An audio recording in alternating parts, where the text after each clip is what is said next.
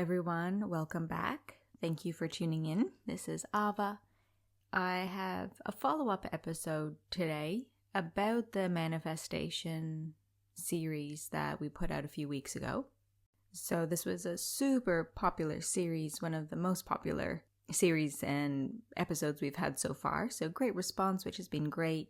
I've gotten a lot of feedback and a lot of comments, heard from you directly that you've tuned in and that you've enjoyed it, which has been really great. The way that this topic about manifestation, this particular philosophy, the trends in our spiritual culture, how these episodes have clarified a lot for you, maybe resonated a lot and kind of confirmed and articulated something that you've already been sensing. And it's just such a great topic, right? Manifestation is it's on the tip of our tongues and it's so interesting. It's so tempting. It's also, tempting for us to wish it was true and to try to confirm moments where we've manifested things. And as you can hear in different episodes, I definitely do strongly recommend a manifestation practice, but only after having a kind of really clear, logical map about how to approach it, something that really resonates for you, but after you've actually brought awareness to it. So often we just go with something that resonates, something that we wish would be the case without actually bringing awareness to it first. And it is possible to resonate with something that doesn't actually make sense. There's so many layers of our psyche, so many layers of our person, of our nervous system from which things can resonate, and we can be deceived by that sense of resonance that resonates with one layer and might not be helpful for the rest of us. So there's part 1, 2, and 3. 1 outlines the philosophy and what we're going to be speaking about. 2 outlined what you definitely don't want to do. And number 3, what I recommend for a manifesting practice, what I recommend to do, and explaining all of that out. So yeah, I always get, a little bit of feedback for each of the episodes, but I got a lot of feedback on the manifestation series. By the way, it's called The Universe Does Not Have Your Back when you are looking back through for the episodes if you haven't listened. And, people share about their experience and what they think and there's always a conversation about what this meant for them. And something that people shared about that I got a lot of with the manifestation podcast was people sharing about kind of miraculous healing experiences that they manifested, which was very cool. And it also prompted me, it prompted my thinking, and it prompted me to actually make this episode. There's 2 things I want to answer from the feedback that I got. So it prompted me to clarify about 2 areas that we manifest in that are actually quite significantly different. So we can manifest conditions, we can create conditions, contribute to conditions in our personal experience and in our impersonal experience. So our personal experience is anything to do with our own personal experience. So anything that's related, anything that's in the realm of what is related to me. So what's related to me personally is my physical body, my emotions, my mind. That's what we call the person, right? Whatever is the individual mind, body, organism. And anything impersonal is everything that's not the individual mind, body, organism. So we could kind of pretty much just say the rest of the environment around us. And of course, in the non-dual philosophy, both personal and external realities are a projection of the exact same consciousness. But in our practice, in our personal experience, there are, qualitative different in how we approach them, how we experience our personal experience and the impersonal elements of our experience. So the plants around me, my desk, my window, all of that is perceived in a different way than the way I perceive and experience everything that I call me.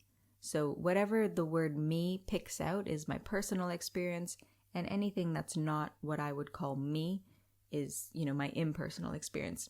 And, because that non-dual philosophy kind of underpins our approach in functional spirituality, we can understand that the personal me and the impersonal not me are a kind of continuum of one and the same thing. They're a continuum of the reality, whatever you want to call it. So they both are a manifestation of the reality, although we kind of experience them in these significantly different ways.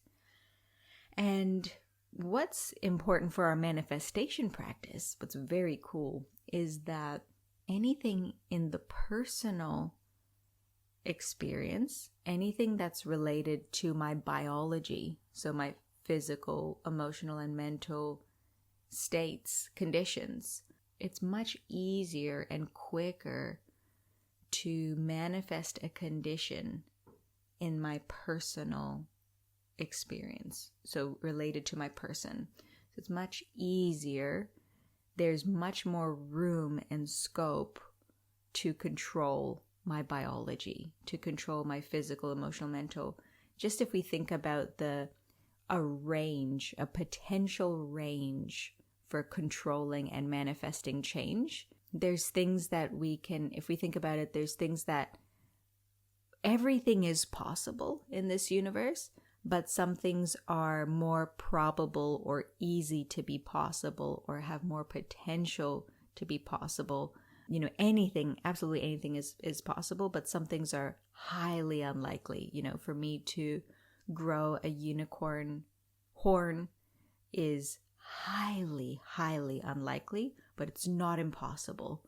And the probability that I could manifest and grow a unicorn horn at will is even more unlikely than me just growing one spontaneously for some other random reason that it might happen, right? So nothing is impossible in this reality, but things are, more probable.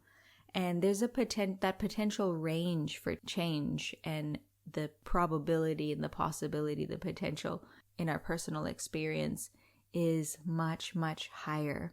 So that's because the range by which our perception affects our experience is much higher in the personal area. So let's think about how your perception changes your mind, emotions, and physical body. So let's take an example that, it's nighttime, you're at home, you're waiting for a family member that you love very much to come home, and you get a call from a friend saying, hey, doesn't this family member of yours drive a certain, a white Toyota? I've just seen a accident on the side of the road with ambulance, and, there was a person on the floor, looked like this family member. Have you seen them? Where are they? And, this person is late, they're not home yet.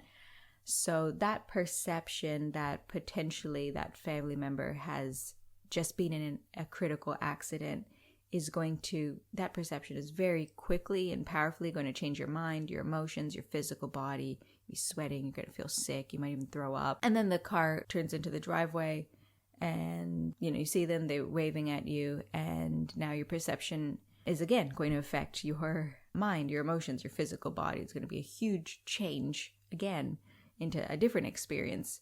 So our perception really, it of course has the capacity to change our experience, but the way that it changes our personal experience is just much more readily available, much higher potential for change.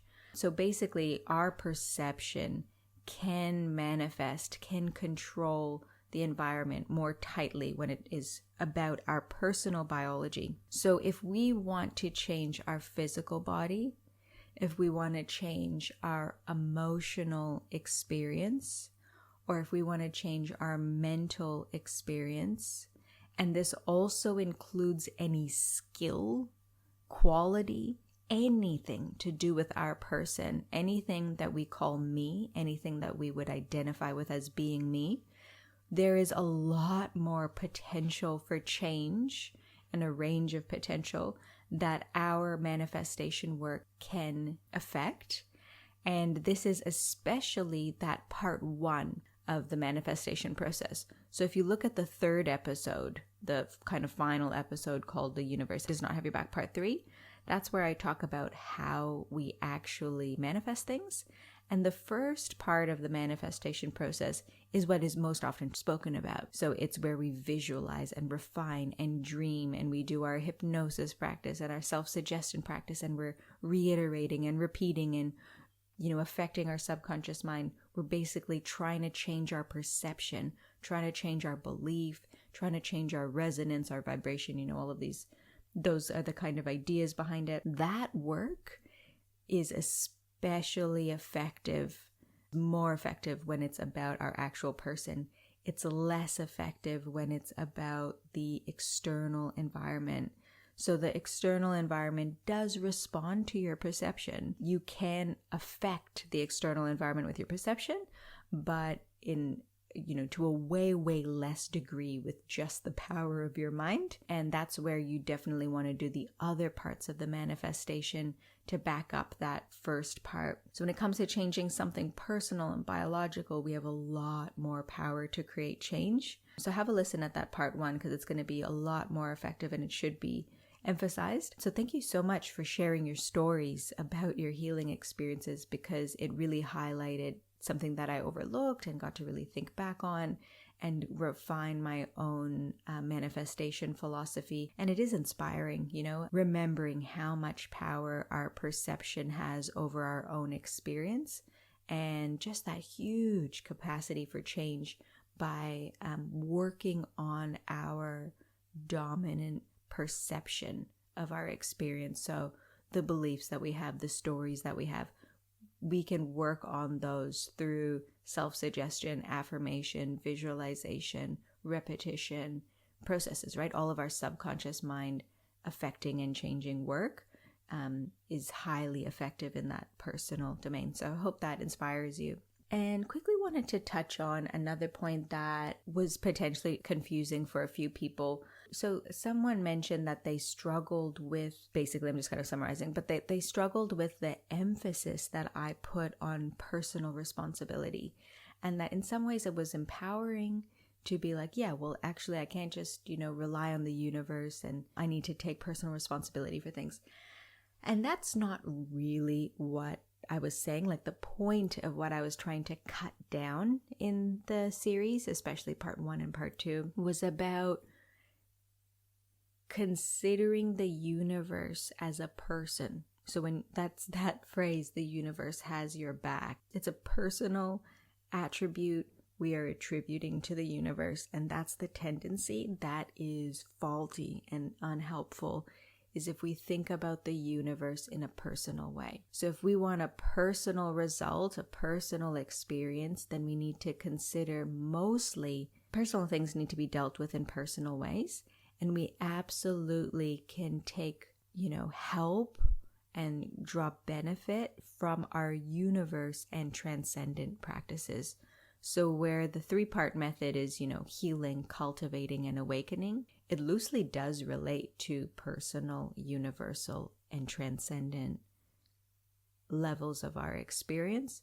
Not levels, but I guess dimensions of our reality. So in any moment, we can experience the moment in a personal way. We can experience it as its universal qualities. We can experience it as its transcendent qualities. And because the field of manifestation is very much about my personal needs, personal desires, my personal conditions, the conditions of me and my life and my experience and what I am experiencing and perceiving, then we want to deal with those things in a personal way. But in no way does it negate the fact that the universe exists, that the transcendent exists, that the spirit or God and the universe and the energies and the magic, that they all exist. But we want to harness them for changing our personal conditions. So it's just about having a bit more organization in the way we're approaching our spiritual practice, because that organization is actually available and it actually creates more effectiveness with the practice. And I don't just have this, I am OCD. I'm not just an OCD person with just a bent for organization. This inquiry to have a more coherent, aligned, intentional, and functional practice has actually come from many, many years and, tens of thousands of hours of practice that didn't yield the result, and then a deep inquiry about why it wasn't effective. So I don't just love organization and want to ascribe effectiveness to it randomly. It's out of a huge crash, it's out of a phase of a lot of dysfunction. It's out of experiencing the pain, the destruction, the ineffectiveness, the suffering, the confusion of not having that effectiveness, and then doing an inquiry about what is the effectiveness. And I promise you, I'm not overly prescribing organization and effectiveness, but really just the minimum amount of awareness and clarity to make sure that what we're doing makes sense. So I love how these questions come up, and it's almost like a doubt, like, hey, isn't this too much personal responsibility? What about the magic? And that's what brings joy to my experiences, having that faith and that magic.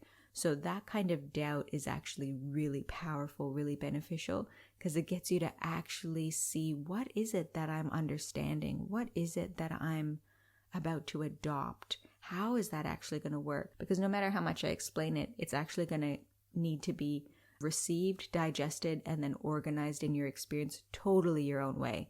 The only thing I can do is offer, and that's, only that first step where you're going to receive something, but the way you digest it and organize it in your experience is actually what's going to make the difference for you. So unless we were then working together to help that digestion and organization process, you really have to do that yourself from listening to the podcast. And most often it'll happen spontaneously as you're listening. There'll be the digestion and organizing process happening as you're receiving. But I'm always happy to help and to be a part of that conversation as this material starts to go a little bit more deeper for you. So thanks so much for tuning in to the episodes, for listening to that series. After you've listened to the whole series, go listen to it again, because it's going to hit different completely the next time you listen to it. Please share it with your friends. Take a screenshot. If you listen to it on Spotify, press that little share button and you can just directly share onto your socials, which of course I appreciate and love when you guys do that and tag me as well. So yeah, I love to know who's listening and how you're receiving it. So let me know how you go with this episode, and more than happy to answer more questions in a follow-up episode if there are more. Have a great week, and I'll speak to you soon. Thank you for tuning in to the Functional Spirituality Podcast. If you enjoyed the show, make sure you subscribe by pressing the plus button on iTunes or the following button on Spotify. This is going to ensure that this resource is available and top of mind when you most need it. So please subscribe now.